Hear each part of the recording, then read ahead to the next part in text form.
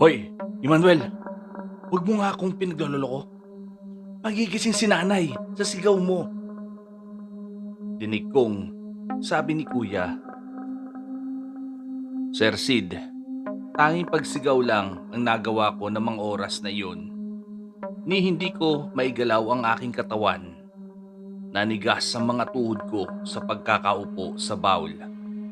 Nagawa ko lang noon makakilos nung malapit nang dumampi sa aking leeg ang mga hibla ng buhok na tila parang may sariling buhay. Walang pagsidlan ang aking takot. Sobrang nasindak talaga ako ng mga oras na iyon. Kaya pinilit kong maigalaw ang aking katawan.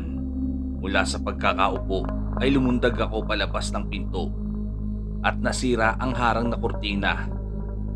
Buti na lang nasa entrada si Kuya Amir, kaya hindi ako nalaglag sa lupa na maaring mabagok ang aking ulo. Tumama ako mismo sa katawan ng aking kapatid na labis naman nitong ikinagalit.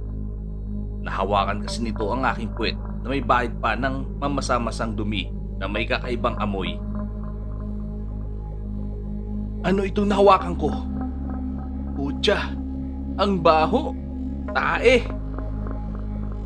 Nanggagalaiting wika ni Kuya Amir matapos mahawakan ang nagkalat na dumi sa magkabila kong hita.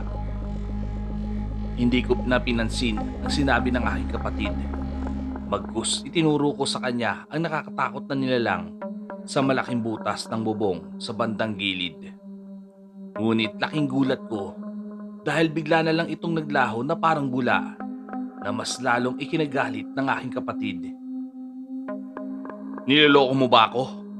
Nasaan na ang halimaw na sinasabi mo? Tingnan mo ang ginawa mo. Sinira mo na nga ang kurtina. Nahawakan ko pa ang ebak mo. Langhiya ka talagang bata ka. Pagalit na wika ni Kuya Amir na halos magsalubong na ang kilay. Mabilis itong tumayo at hinugasan ang mga kamay bago inayos ang nasirang kurtina. Habang kinakabit nito ang harang ay naghugas na rin ako at pinuhusan ng bowl. Gayunpaman, hindi pa rin maibsan ang aking takot at hindi ko maiwasan mapatitig sa butas ng bubong.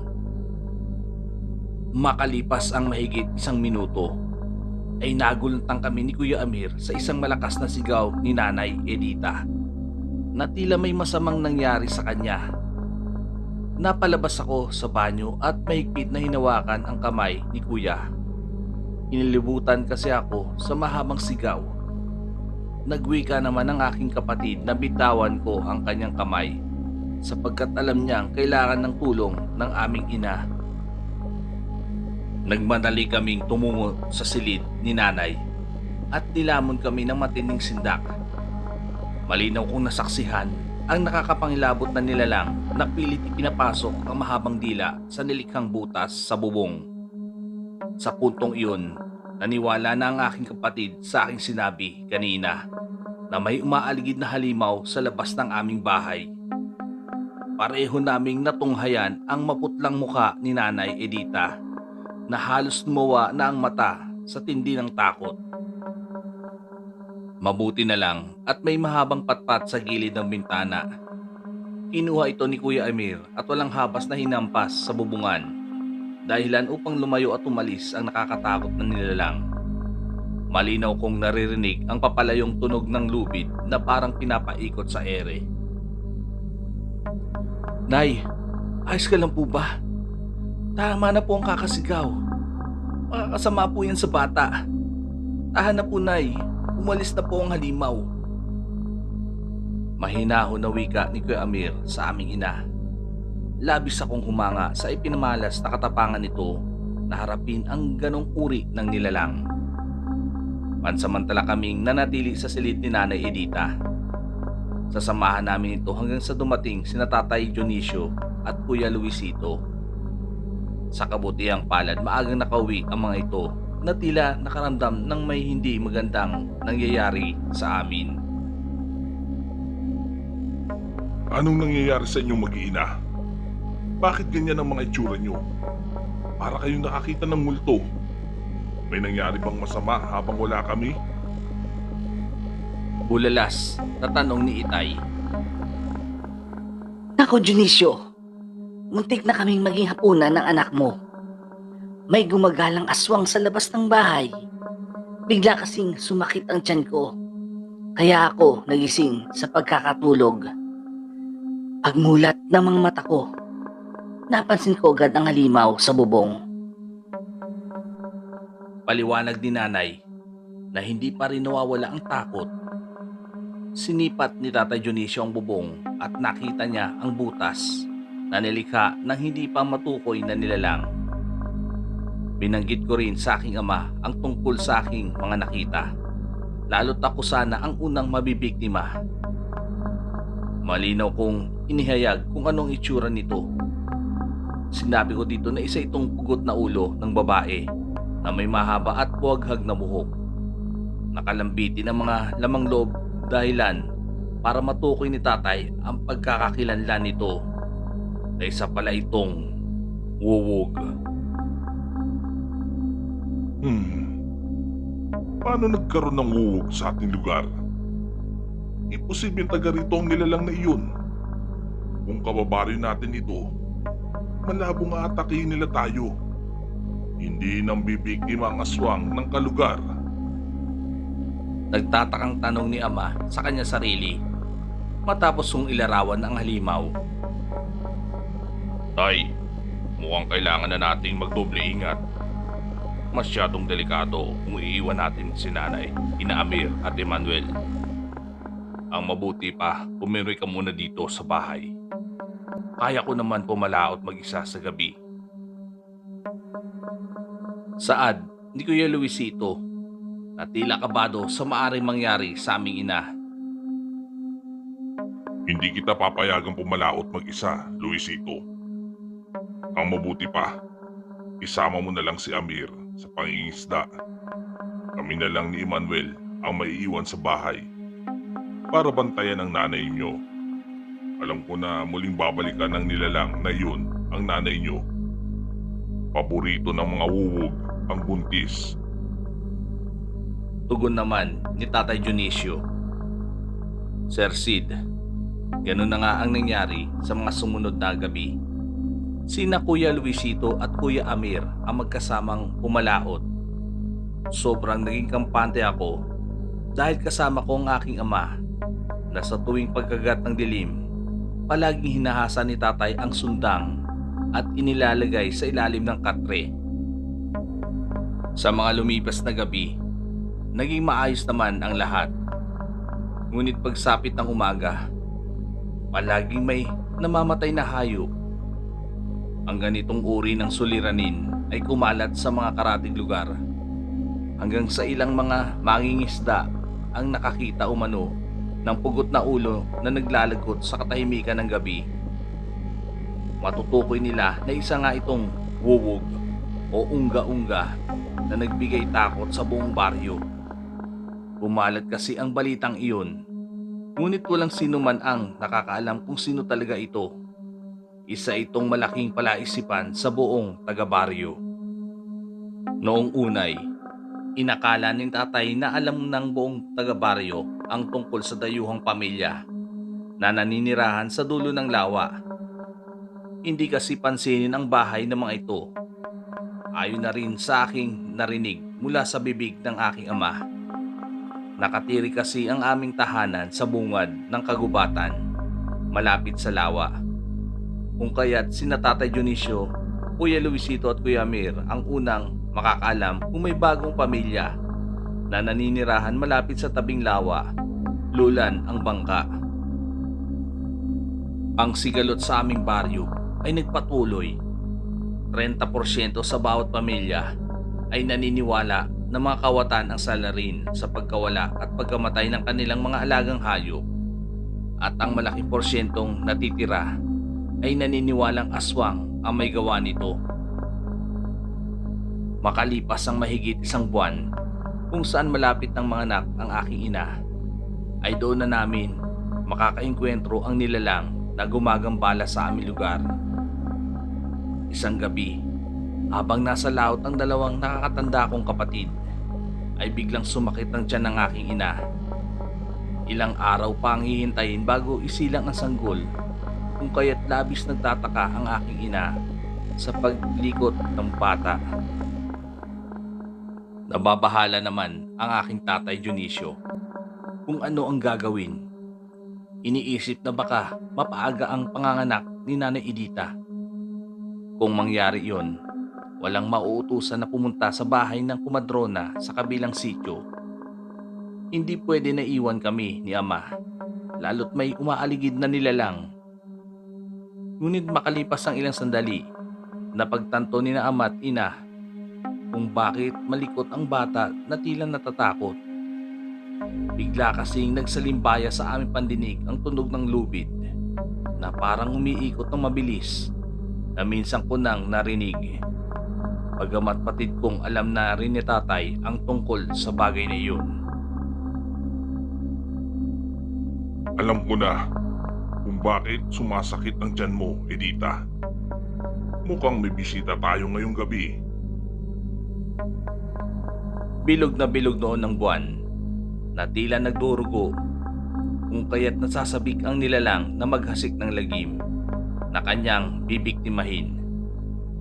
Sinabihan ako ni Ama na manatili lamang sa tabi ni Nanay. Ano mang mangyari huwag akong lumika ng ingay, maliban na lang sa malakas na haninghing ng aking ina na tila may naisip na magandang ideya kung paano mabibitag at mapapaslang ang halimaw. Dagdag pa umano ni Tatay Dionisio, iiwan niya kaming mag-ina sa loob ng silid. Malihim siyang magmamadyag sa labas ng aming tahanan. Magtatago sa bandang madilim na bahagi. Umalis itong nakasukbit ang sundang sa kanyang bewang. Nakakuyom ang mga palad na puno ng asin na tila ipansasaboy sa nilalang.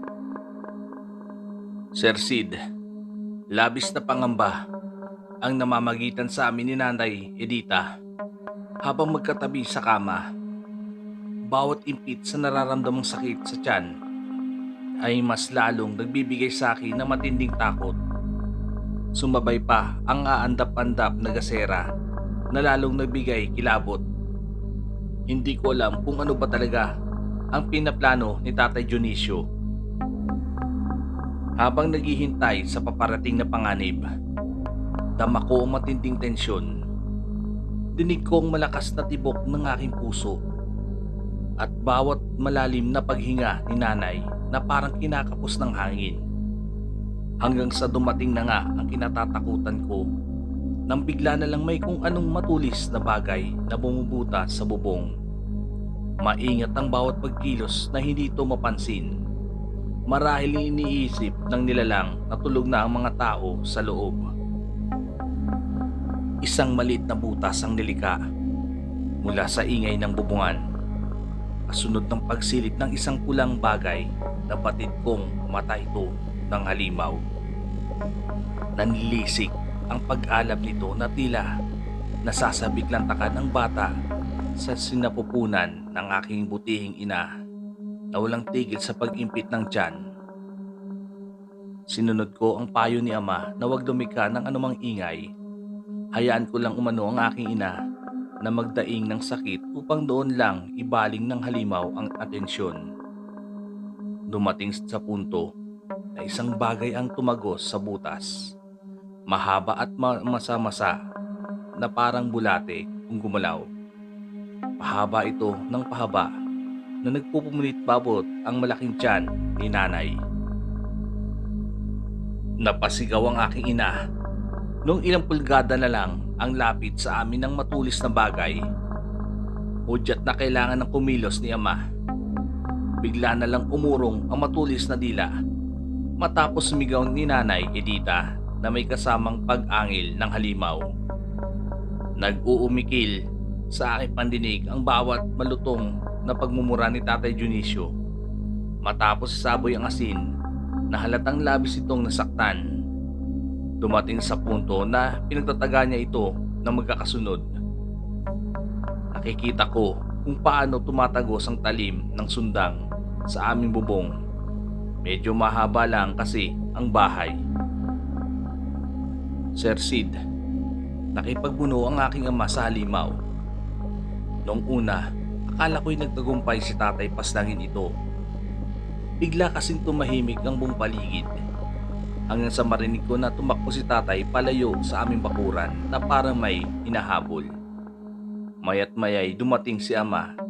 Nahabol hininga at naliligo sa sariling pawis. May bahid ng dugo ang hawak na sundang at may ilang tilamsik ng pulang likido ang damit. Ani umano ni Tata Dionisio, hindi niya napasdang ang wuwog. Isang beses lang niya itong tinamaan sa dami ng pinakawalan niyang pagtaga.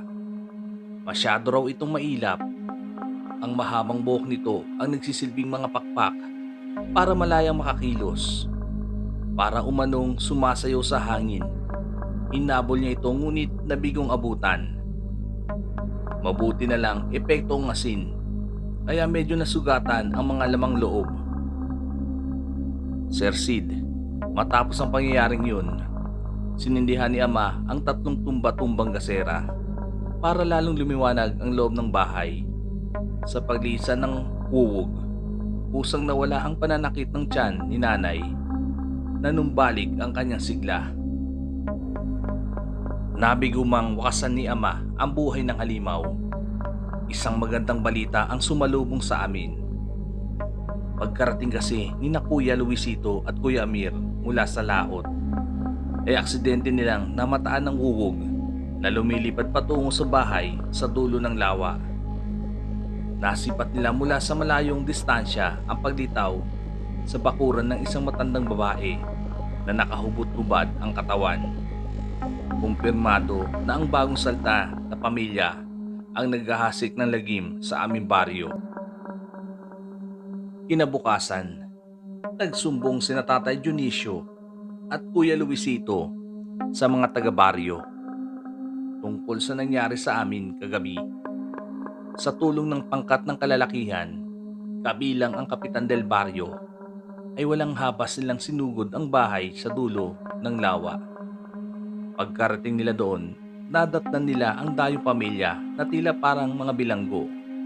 Nakasarado ang pinto at bintana na tila takot sa araw. Batid nilang may tao sa loob kaya persa nilang pinasok ang bahay. Kwento umano ni Ama. Nagulat sila sa kanilang nasaksihan. Isang matandang babae ang nakahilata sa papag na nagsusugat-sugat ang lalamunan. Tila para itong sinabuyan ng asido na tagos hanggang sa loob ng kalamnan. Katabi ang isang matandang lalaki na maraming galis sa mga kamay at paa. Malansa ang buong paligid na may kasamang mabahong amoy mula sa nabubulok na laman ng hayop. Bukod sa 2 matanda, may kasama ang mga ito na babae na edad 30 pataas, kabilang ang maliliit na bata na halos patpati ng katawan.